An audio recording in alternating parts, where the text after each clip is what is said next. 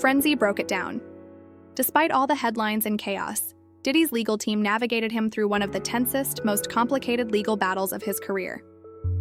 According to Frenzy, the judge weighed everything carefully: the years of controversy, the non-stop media spotlight, and even the emotional testimonies from his family.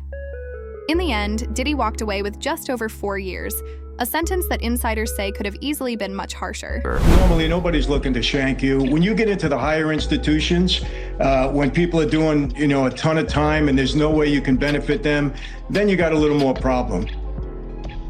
Maybe if he'd be in a camp type situation, that's a possibility. But based on the lifestyle and what he's done and what he's accomplished, if he had to go behind those bars for a lot of years, I think that he may commit. Next up, where will Diddy actually serve his time? Judges can recommend, but the Bureau of Prisons makes the final call. And with Diddy's fame, don't expect club fed. Those low security camps are for non-violent, low-risk inmates with open grounds and few barriers. But with Diddy's high-profile status, officials will probably see him as a security risk, making medium security prison the more likely reality. Obviously, he's disappointed, although he really shouldn't be. I think, a 4-year sentence here with already credit for the year or so that he has in, I think he did very well with respect to all of the drama and all of the circumstance around this trial. There was a lot of bad stuff out there, and I'm not saying, I'm not passing judgment on that, but it just looked really bad, and he could have gotten up to 10 years or 11 years. So I think the judge, took everything into consideration. I think his family today made a very good plea for him, and I think he did very well. That's my opinion. So what in your experience, like your own experience and other, inmates that you've seen go through it and then show back up at the, the cell block, how do they take this? Do they bury their head in the pillow and cry, or do they keep their head held high and just pack up their stuff and wait for their assigned new prison? Like, tell me everything. Well, everybody's different. I'm sure he went back was somewhat disappointed, so he's probably, dwelling on that. Hey, it could have been differently. Maybe I should have gotten out. Maybe he's a little bit upset, a little bit angry. I get it. All those emotions come into play. Having spent time in both minimum and higher security prisons, he says minimum security is basically built on trust. No fences, open grounds, but one misstep or transfer can land someone in a tougher spot fast. He stressed that for Diddy, it won't just be about where he's placed, it's also how he handles himself once inside. He's got to get ready. He'll spend a couple of weeks there until they designate him to a new facility. And he'll be a lot better off in prison than he is in the federal jail. At least there you can move around and you got some freedom on the yard and things like that. My thought is he'll collect himself, get himself together. There are ways for him to improve himself. They have the Bureau of Prisons now has a drug program. And if you're allowed to get into that drug program, you can knock as much as 18 months off your sentence. Now, I don't know if he'll qualify, if they'll allow him to go in, but he'll probably start to think about, okay, what can I do to reduce my time now? That's what everybody thinks when you get in there. Is there any way we can better ourselves? He's thinking about what facility they're going to send him to. I'm sure he spoke to his lawyers and he asked his lawyers to put in a facility that's close to his home, close to his family, a low or medium level. I don't think he'll get into a camp. Can you though? Does your request actually count? I mean, I thought the feds just put you where it works for them. I didn't think you get a say in it. Well, here's the thing. The judge, you could ask the judge to recommend. The Bureau of Prisons doesn't have to go along with the judge's recommendation, but it does help a little bit. They do try to sometimes satisfy the judge's request. You can put in a request, and sometimes they'll honor it, sometimes they won't. Life behind bars will hit Diddy in ways no courtroom ever could. The isolation, rigid schedules, and separation from everything familiar are a brutal reality check fame never lets you face. Reports say his legal team is pushing for a safe spot near family, with a focus on rehab. But not everyone's buying the sympathy. Gan Deal, Diddy's former bodyguard, is blunt. He thinks Diddy got exactly what he deserved. Is the camp the lowest security and therefore more paddle and tennis and all the other things and what they call Club Fed or Camp Cupcake? Yeah, they moved me to a camp by accident at one point, and there's no fences or anything like that. And I wasn't there for too long because they realized they made a mistake and put me back in the medium security. But they tell you when you get there, listen, there's no fences. If you want to leave, you can leave. But when we catch you, we're going to add another 5 years onto your sentence. And while I was in that camp for 2 months, each month somebody ran away. I mean, they always try to do that. But yeah, he's thinking of that. Yeah, he's thinking of that. But a medium security is not that bad. Let me quickly go back though. Go back to that piece about he's high profile, so he won't get a camp. Why wouldn't he? I thought in a camp nobody's going to shank him because again they want out. The overriding factor there, I believe, is he's a guy with a lot of money. And I'll tell you, this happened to me when I went in there because of the profile I had, because of the way they wrote me up. I had everybody and their brother inmate trying to do a deal with me when I got out, a business deal. They need money. Because of the fact that he's a money guy, I think he's going to have more friends than he will enemies. And in a medium security, normally nobody's looking to shank you. When you get into the higher institutions, when people are doing, a ton of time and there's no way you can benefit them, then you got a little more problem. But in a medium security, I don't think he'll have an issue at all. I really don't. He can be too much of a benefit to inmates that are always looking for something. And he could be a golden ticket for some people, at least in their mind. On Monday brought another move. Diddy's defense sent a letter to Judge Aaron Sobermanian, asking him to recommend FCI Fort Dix, a low-security federal prison in southern New Jersey. Attorney Tenny Guragos argued it would let Diddy tackle his drug issues, stay near family, and focus on rehabilitation. Fort Dix is known for its RDAP program, a 9 to 12-month intensive course that can help inmates rebuild their lives, and even shave up to a year off their sentence. For someone with roughly 3 years left, that's huge. Still, Gandil isn't convinced. He says Diddy's too far gone for rehab and got exactly what was coming. The orders got him dropping to his knees at the time of the verdict, crying on the chair.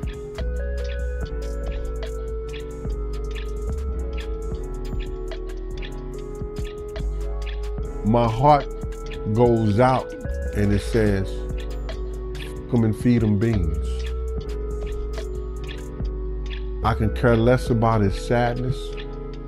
I can care less about him being in pain.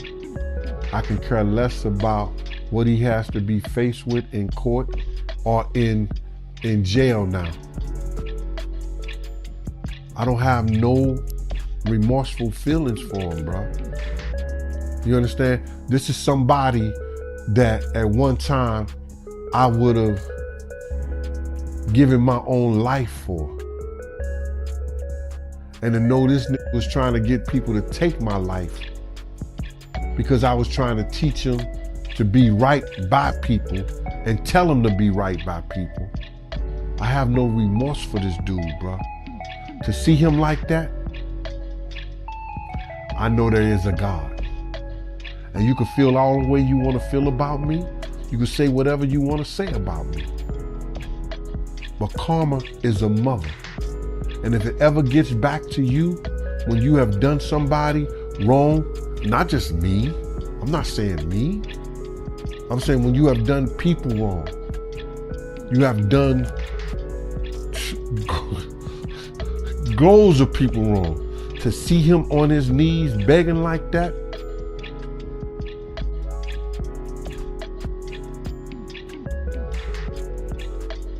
I would say something, but the LGBT community will be after me. So you'll never hear me say it, so I don't want to get in trouble with it. But bruh, I'm happier than a barrel of dicks to see him like that. For years, Fort Dix has been home to some pretty high-profile inmates. For Diddy's team, it's an obvious choice. Close to home, family visits, and real rehab programs. But not everyone's sold. Christopher Zukas, author of the Federal Prison Handbook and a prison prep consultant, calls Fort Dix unpredictable. Beneath that calm exterior, the facility struggles with gang issues, contraband, and staff shortages. And for Diddy, that's a red flag. Some inmates, still loyal to Tupac Shakur, blame him for events that led to Tupac's death. As for Gene Deal, he's ruthless in his assessment. Diddy might just be too far gone, and he got exactly what he deserved. God is good. I don't have no sympathy I never have sympathy for somebody who was trying to take me from mine. You understand? Was he thinking about when he was telling people to get at Big Gene, to do this to Big Gene? Was he thinking about what if them dudes would have did that? Would he been thinking about me? Nah, bruh. Would he broke down and start crying for me? Nah, bruh. I don't have no sympathy for him. To see him like that, I know God is good. And God showed him. He can make you, he can break you. And I'ma say it again. You might get flagged for this. I'm happier than a barrel of dicks, bruh. Don't you see the smile on my face? Bruh, I'm gonna be totally honest with you. I don't have no sympathy at all. Cause I know he can play all the games he wanna play. Did he have sympathy when he said, I don't give a fuck if Pac gotta die. I don't give a fuck if Big gotta die. Suge Knight can go to jail. Did he have any sympathy when he said to Wolf, I don't need you no more? Meech said, I don't need you no more. Set him off. Do you have sympathy when he told D. Ferg, nah, I can't do that. Nah, I don't f with you. Nah, I can't do that like that. Did he have sympathy when he said to Wolf Mama, your son has delusions of grandeur. All he want to do is smoke weed and get high. Do you have sympathy for the notorious Big Mama? Talking about, I didn't go to the funeral. He ain't go to the funeral. Did he have sympathy for Craig Mack? Do you have sympathy for Black Rob to make sure he did the right thing by them? And he sure didn't have no damn sympathy for me when he told dudes to come at me. So looking at those pictures, bruh, I could tell you just like this. With no ifs, ands, and buts about it. I'm happier than a barrel of... And things might get messier. Rumors are swirling that Diddy could face new charges linked to Tupac's murder, especially with Keefe D reportedly threatening to spill everything he knows. Say, yo, listen here, man. This guy's life might be danger over here because people think that he has something to do with Pac. People think he has something to do with Biggie. Some of the people are still mad that he made making of the band walk to Brooklyn from, you know, to get the cheesecake, and just around the corner from the Cheesecake Factory. So, I mean, Junior's. So it might be some dumb shit. So y'all need to get him out of here and ship him to Jersey because somebody gonna kill him over here. Those are good arguments, if you want to call it, but it's bullshit. He gonna get the same treatment no matter how much money he got from them correction officers. Because if they don't and they get caught giving him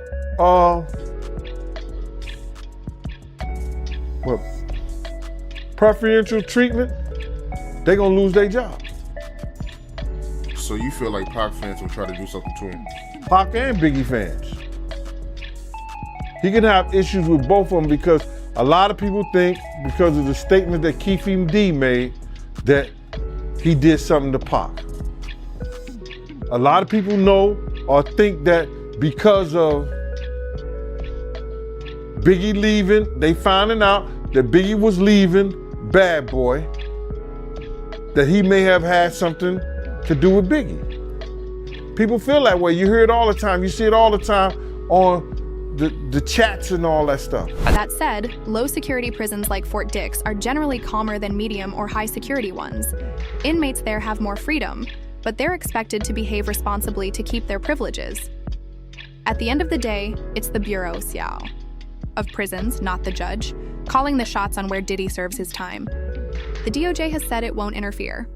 Wherever he lands, though, caution is key, especially around anyone still holding grudges. Keefe D, his trial begins in February, and you know, his defense is the reason why he killed Tupac is because of Puffy. Puffy, he put a hit out on him and Suge, and I don't know, man. It ain't looking too good for Puffy. Brother, you know what? With a trial, you can't only use circumstantial evidence. You have to have some kind of physical evidence. There's no physical evidence that Keefe D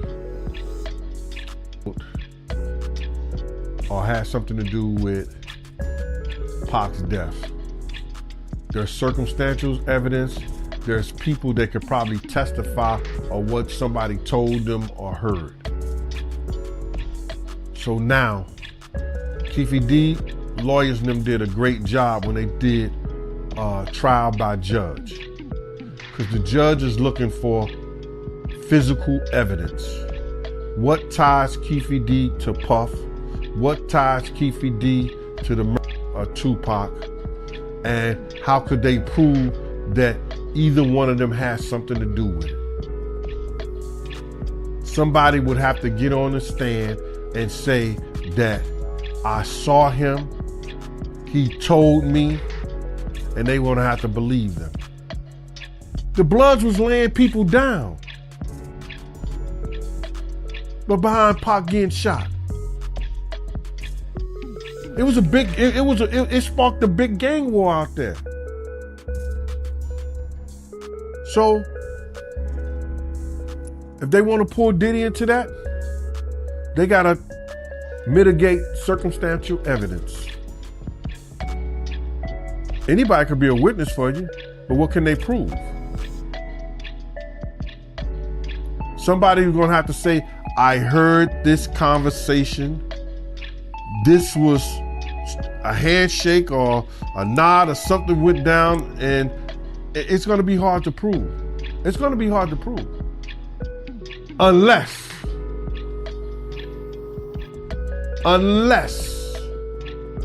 they follow the money. Meanwhile, prosecutors weren't buying Diddy's apology. They told the judge his remorse didn't seem real, noting he already had public appearances lined up for the following week. Assistant U.S. Attorney Christy Slavic called it the height of arrogance, suggesting Diddy's respect for the law was all talk. Experts are now saying his defense strategy might have backfired, possibly hurting him in the long run. He was doing stuff to please himself. And look, after talking to all the male escorts, I got a very clear idea that Cassie was with it. Oh, listen, I say all the time. Cassie was with it. She would pick out the guys. She would want to do stuff with the guys, even when the guys were over it. You know, she would run into the guys randomly and then call Diddy and said, oh, I saw so-and-so downstairs. Let's call him up. She didn't have to do that. Diddy was Nino Brown. Cassie was G-Money. Okay. That's just a fact. Right. Like Diddy was. She was like, you know, Epstein and what's her name? Giselle. But what happened was, G-Money wanted out. G-Money got tired of, you know, the treatment that they were experiencing at the hands of Nino Brown. So they wanted out. I mean, we can't sit here and act like there wasn't, you know, text messages where she was, you know, explicitly saying like, look, man, you treat me like a rag doll. I'm somebody's child. Or, hey, this is not what I want to do right now. So, but to your point, yes. And she could have left at that point. Right? We saw her try to leave and we saw how that played out. He chased after her in a towel and pulled her to the ground and beat her. Well, yeah, that was horrible, but that was one instance. The next day... That's all it takes. The next day you could have left and never came back. It's easy to say that, but when you're experiencing that... It is. It's easy to say that, but when you're experiencing that kind of abuse at the hands of somebody, I can see why she would be afraid to just up and leave. And if you're thinking about it like this, if you're a person like her, you know where all the bodies are buried. Right. Diddy can't afford to just let her win. Prosecutors weren't impressed. They insisted his public image moves clashed with claims of regret. Christy Slavic slammed his attitude as pure arrogance, hinting Diddy's respect for the legal system was performative. Analysts warn this strategy could have done more harm than good over time. So we don't know how much time Diddy's going to get. What would be your guess, by the way? Time served, a couple years, or something like serious, like 10 years? We had Laura Coates from CNN on. That's crazy. Literally the day we had her on, and we asked her that question, and she says she can't see any more than 3 years with time served.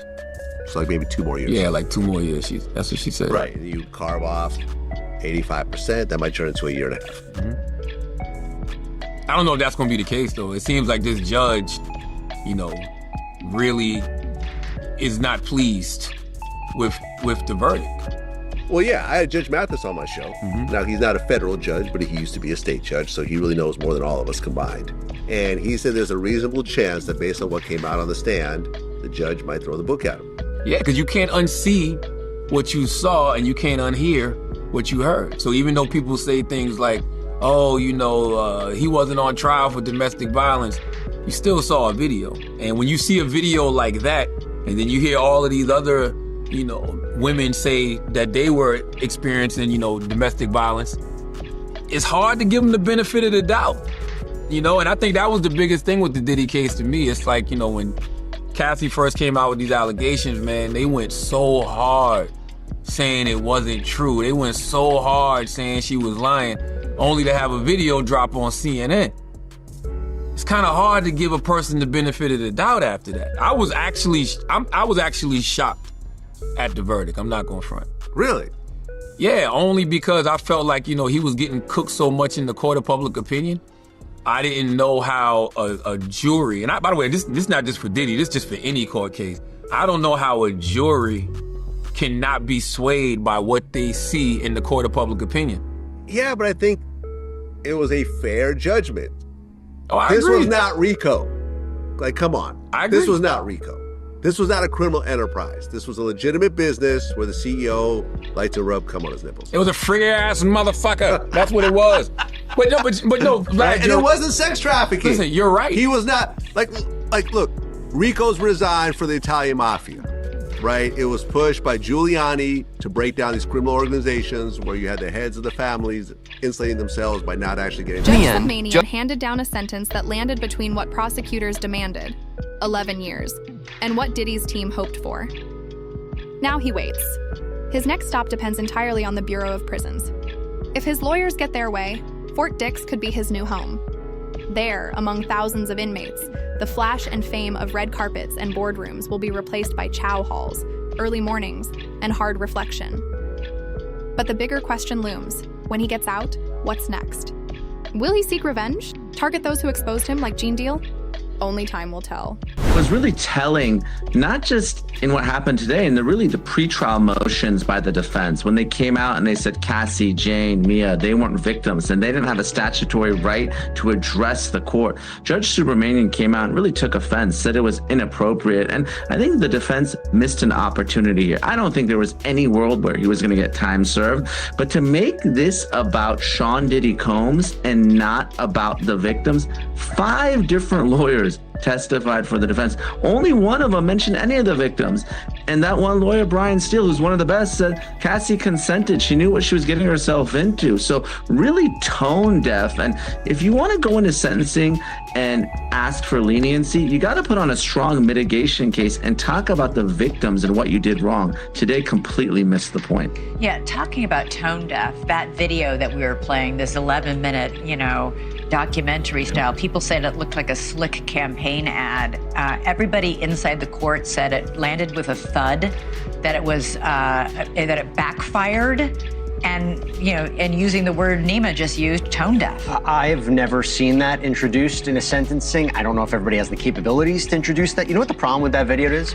Everything you saw in that video, hugging people, charity events, he was committing crimes. He was committing crimes while doing all that. Yeah. So that's the problem with that. And that was a big theme that came out today, too. It was the idea of, you say you're sorry. You say you will never do this again. I hope you're right. The problem is every time you said that, when you made the apology video after the Cassie tape came out, afterwards, you beat up Jane. Let's just remind the audience. Yeah. The video of him beating up Cassie came out. First of all, the allegations of him beating up Cassie came out. He denies it, says it's a lie. Correct. Then the video comes out showing who the real liar is. Then after the video comes out, he makes this big mea culpa on Instagram where he says, I'm mortified, I'm horrified, I'm going to seek therapy. Right. I'm a changed man. And then afterwards, he beats up Jane, A one of the month victims, later. one of the victims in this case. And when he was arrested, comes to New York to surrender himself in the hotel room, was evidence of a freak-off, the main allegation in this case. So the idea is, how can the judge believe that he's different? Now, I will say this. I'm going to actually counter Nima a bit, even though he was 100% right. I think that him talking about his past, talking about the trauma in his life, his children speaking in court today, I think that had an effect. A man used to owning every room he stepped into now faces the ultimate twist, complete, total loss of control. For someone like him, this is uncharted territory, and the stakes have never been higher.